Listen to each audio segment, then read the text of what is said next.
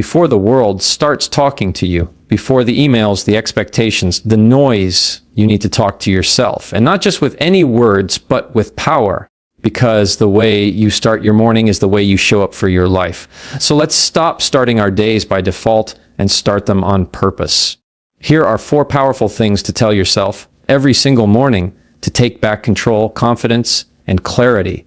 You wake up, the alarm buzzes, and before your feet even hit the ground, your brain starts downloading every notification, every responsibility, every little thing that might go wrong today. Sound familiar? Here's the truth. Most people wake up and immediately start reacting. Reacting to the phone, reacting to stress, reacting to people's expectations.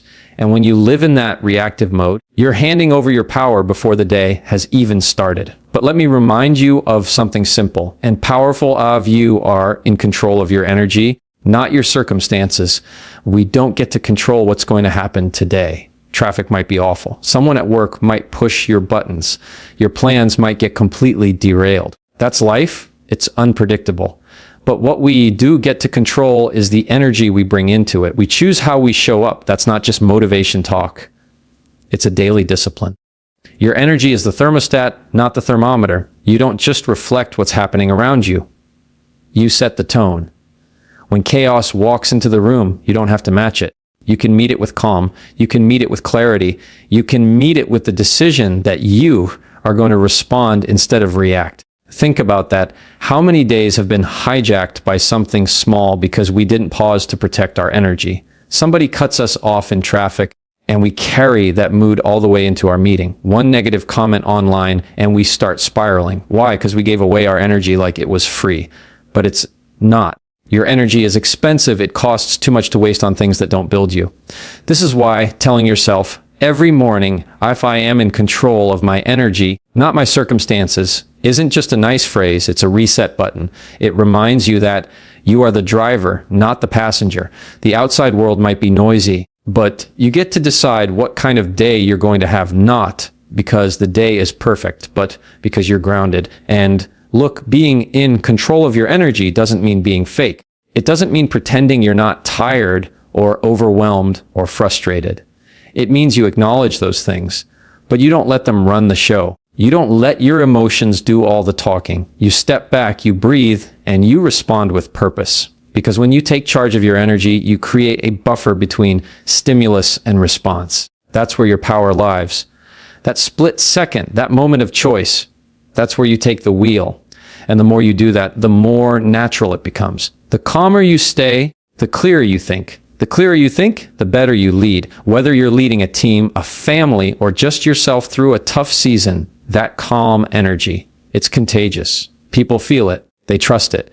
And it starts to shift not just your own life, but the atmosphere around you. But it starts with that morning moment. Before the world gets loud, before people try to tell you who you should be or how you should feel, you tell yourself, I'm in control here. Not of everything, but of something. Of me. Of how I choose to carry this day. Well, and some days that's all you need, just enough space to reclaim your ground, just enough stillness to move forward with peace, just enough power to respond instead of react. Because when you take responsibility for your energy, you take responsibility for your life. Some mornings, before the sun is even fully up, we already feel behind. Behind on work, behind on goals, behind on expectations we didn't even set for ourselves. We start the day measuring how much we've done or how much we still have to do, and somewhere along the line, we tie that directly to our worth. If we're productive, we feel good. If we're not, we feel like we've failed. But here's the reality that too many of us forget. Your value isn't measured by your productivity. You are not a machine. You're not built just to perform, to produce, to power through. You're a human being, and that already makes you worthy. We live in a culture that tells us to grind, to hustle, to keep pushing until we have nothing left to give, and then to give some more. And don't get me wrong, there's nothing wrong with working hard. There's something beautiful about commitment, discipline, and consistency. But when we attach our identity to what we have do instead of who we are, we lose the ability to rest, to slow down, to be. Some of you feel guilty for taking a break. You can't sit down without thinking about the next task or worrying that you're wasting time. And I get that. But rest isn't lazy. It's necessary. Just like your phone needs to recharge, so do you. And not just to go harder tomorrow, but because you're allowed to simply exist without producing something. You don't have to earn rest by burning out. You don't have to prove your value by being busy. Busy doesn't always mean productive, and productive doesn't always mean fulfilled. We've got a lot of people out here getting things done, checking every box, and still feeling empty. Why? Because deep down, they're chasing something that can't be found on a to-do list: worth. You were valuable before you ever answered an email, closed a sale, met a deadline, or crossed a goal off your board. You had value when you were still, when you were quiet, when you were just being. And you still do. So when you wake up, instead of asking, what do I have to do today to feel good about myself? Try asking, how can I honor myself today no matter what I get done? That shift might feel small, but it's powerful. It changes the way you move. It gives you room to show up without the pressure to perform. We're not supposed to be constantly proving ourselves. Sometimes the most powerful thing you can do is pause, to say, I am enough right now, even in this moment where I haven't accomplished anything yet today. That's not arrogance. That's truth. That's a quiet confidence that doesn't need validation to stand tall. Now, I know some people around you might not understand that. They've tied your value to how much you do for them, how quickly you respond, how much you produce. But their expectations don't get to define your worth. And neither do your own inner critics that tell you you're not doing enough, you are not behind, you are not failing, you are becoming. The real goal isn't to be the most productive version of yourself. It's to be the most present, the most grounded, the most whole. That's what people around you really need. That's what you need. Your presence is more powerful than your performance. And yes, show up. Yes, do the work. Yes, push yourself when you can. But do it from a place of already being worthy, not trying to earn worth with every task, because you are not what you do. We all have those days where it feels like everything is working against us. But the plan falls through. The opportunity slips away. The door that looked wide open suddenly slams shut. And in that moment, it's easy to think, why me? Why now? What did I do wrong? We start to see the setback as a sign that we're off course, that maybe we're not cut out for this, or that it's just not meant to be. But what if that setback isn't there to stop you? What if it's there to strengthen you? Every time something doesn't go the way you expected, you're being handed a decision. You can either let it define you or develop you. And that mindset, that tiny shift in perspective, is where your power lies. Every setback is a setup for your strength. Not one of us is going to get through life without bruises. Not one of us is going to have a perfectly smooth path. That's not how growth works. Strength isn't built in comfort. It's built in resistance. It's built in those moments when you want to quit, but you don't. When everything says give up, but something in you says, no, keep going. Some of the strongest people you know didn't get that way because life was easy. They got strong because life wasn't. And they decided to stand up anyway. They took the hit, they regrouped, and they came back with more resilience than they had before. Not because they never struggled, but because they refused to let the struggle steal the lesson. You don't become resilient by avoiding pain. You become resilient by facing it and choosing to keep moving forward. So when something falls apart, when you feel like you're at the bottom, when the setback feels too heavy, pause and ask yourself, what is this building in me? Because maybe it's not here to block your path, but to prepare you for something bigger. Maybe that closed door is redirecting you to something that's actually aligned. Maybe that delay is giving you time to mature, to grow, to become the person who can handle what you're asking for. Sometimes the thing we think is punishment is actually preparation. It's hard to see that in the moment, I get it. In the middle of pain, clarity doesn't always show up right away, but give it time. Because when you look back, you'll see how some of the hardest seasons shaped you the most. They sharpened your voice. They deepened your compassion. They taught you patience, discipline, humility. Things you don't learn when everything goes your way. This is why we have to stop being afraid of failure. Stop being ashamed of the mess. That failure, it's feedback. That mess, it's material. You can build from it if you don't run from it. And no, I'm not saying setbacks are easy. They're not. But they're not wasted either. There's a strength in you that hasn't even been tapped yet, because it only gets revealed when things get real. And when it does, you come out stronger, steadier, more grounded, not in spite of the setback, but because of it. So if you're in a season right now where it feels like you're being broken down, remember this: you're not being buried, you're being planted. And when you rise, you won't be the same, you'll be better. Not just because you made it through, but because of who you became in the process. As what tried to break you is building something in you, and you're stronger than you think. Dykes. There's this pressure that creeps in, usually quiet but constant, the need to get it all right, to say the perfect words, to make the perfect decision, to execute the perfect plan. And for a lot of us, that pressure doesn't come from the outside, it comes from within. That inner voice that whispers, don't mess this up. Don't make sure it's flawless. If it's not perfect, it's not good enough. But let me tell you something that'll free you if you let it. As today, I choose progress over perfection, because perfection isn't real. It's not a standard. It's a trap. It keeps you stuck in planning instead of doing. It convinces you to wait until you feel ready, until the timing is right, until the outcome is guaranteed. And in the meantime, life keeps moving and you're still on the sidelines. See, perfection says, if I can't do it all, I won't do it at viral.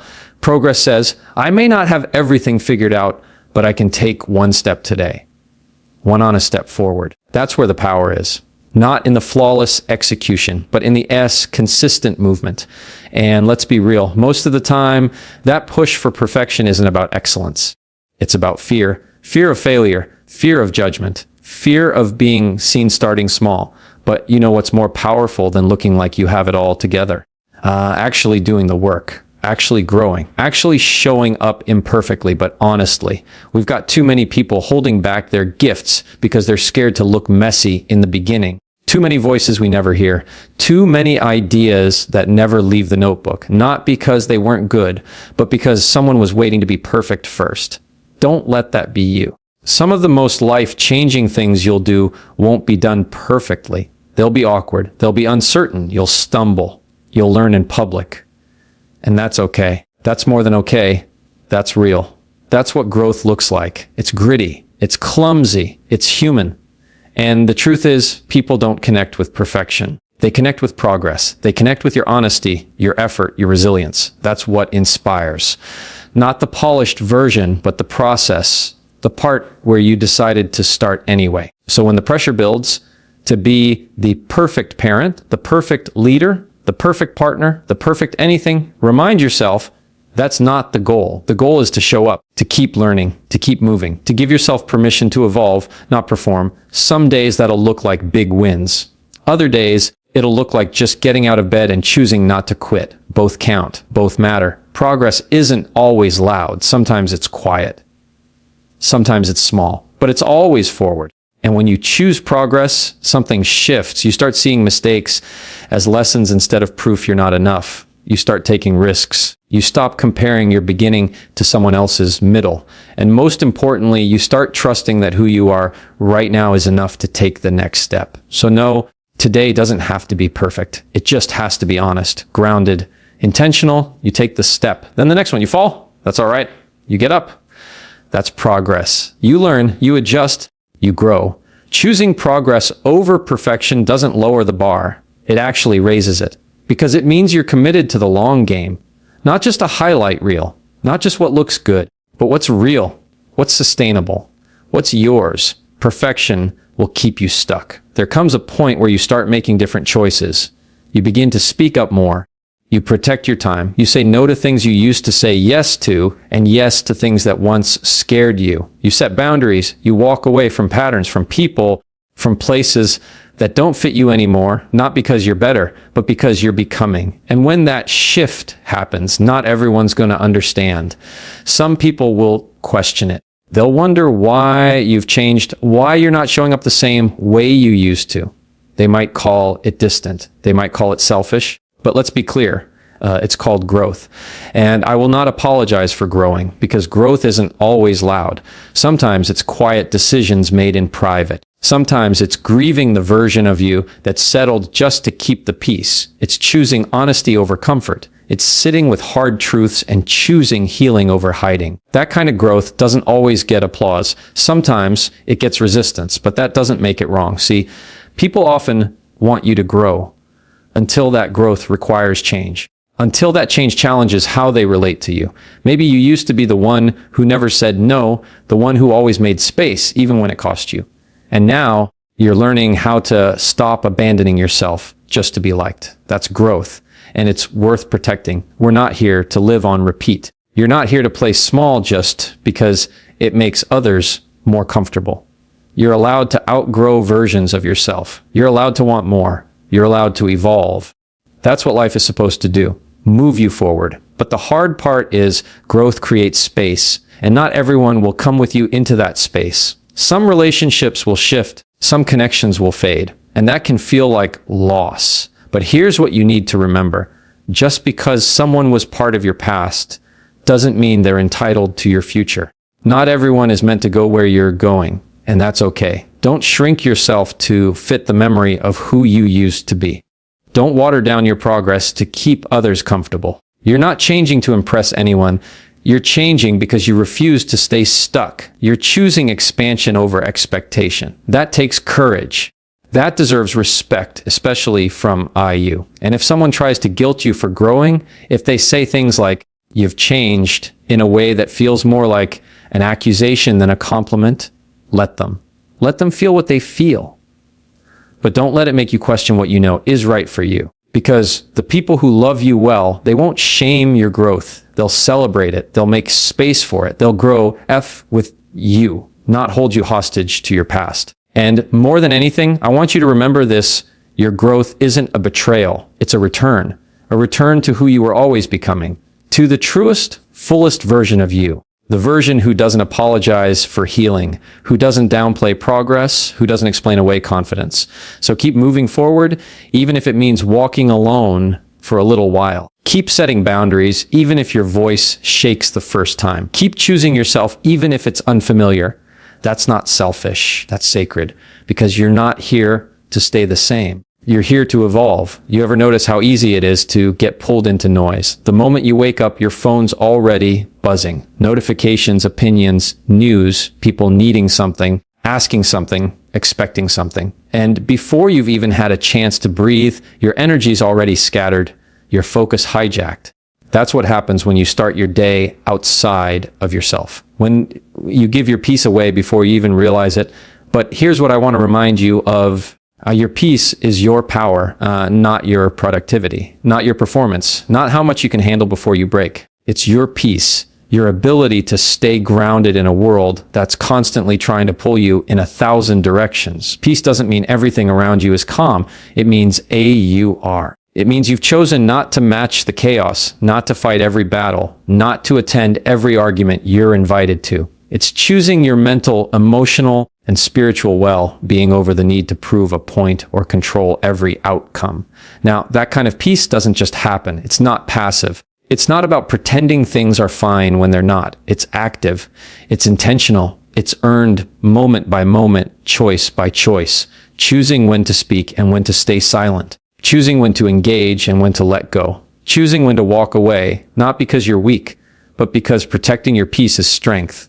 And I know sometimes keeping your peace looks like being misunderstood, like someone thinking you're cold or distant or that you don't care. But here's the truth. You don't owe anyone access to you at the cost of your own well-being. Peace isn't about pleasing everyone. It's about staying aligned with who you are, even when that alignment makes other people uncomfortable. You can love people and still create space. You can be kind and still set boundaries. You can care deeply and still choose not to carry what isn't yours. We think power looks like control, but real power is calm. Real power is presence. It's the ability to walk into a situation and not let it dictate your inner world. That's peace.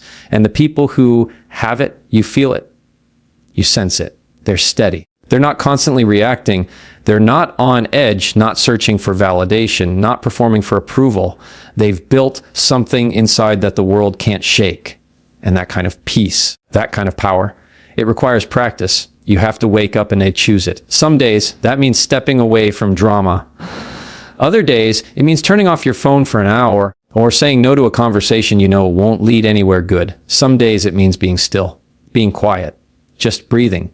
And maybe the world won't reward that right away. Maybe they won't notice the peace you've built, but you will. You'll notice it when your mood isn't tied to someone else's behavior. When you stop explaining yourself to people who aren't listening, when you start feeling like yourself again, not the version trying to keep everyone else comfortable. That's the power of peace. It brings you back to you. And listen, I'm not saying every day will feel zen. Life still gets messy. People still push buttons. Stress still shows up. But peace isn't about avoiding all of that. It's about returning to your center, no matter what's happening around you. It's knowing that you don't have to absorb the storm to prove your strength. So today, protect your peace. Guard it like it matters, because it does. Don't wait for the world to calm down before you do. You set the tone. You choose the pace. You decide what energy gets to stay and what has to go. Because you can't control everything, but you can control what you carry. And when you choose peace, you step fully into your power. So when you wake up tomorrow and the world starts pulling at you, remember what you told yourself today. I am in control of my energy, not my circumstances. My value isn't measured by productivity. Every setback is a setup for my strength. Today, I choose progress over perfection. I will not apologize for growing. These aren't just nice words, they're anchors. They're truths that hold you steady when life gets loud. Because you're not here to hustle for your worth or shrink to fit into someone else's idea of who you should be. You're here to own your space, protect your growth, and walk in the quiet confidence of someone who knows they're becoming. Speak these things over yourself every morning, not because you're perfect, but because you're intentional, not because you have it all figured out, but because you've decided to show up anyway. This isn't about hype. This is about honesty. About choosing to build a life rooted in strength, in self-respect, and in peace. One day, one choice, one truth at a time.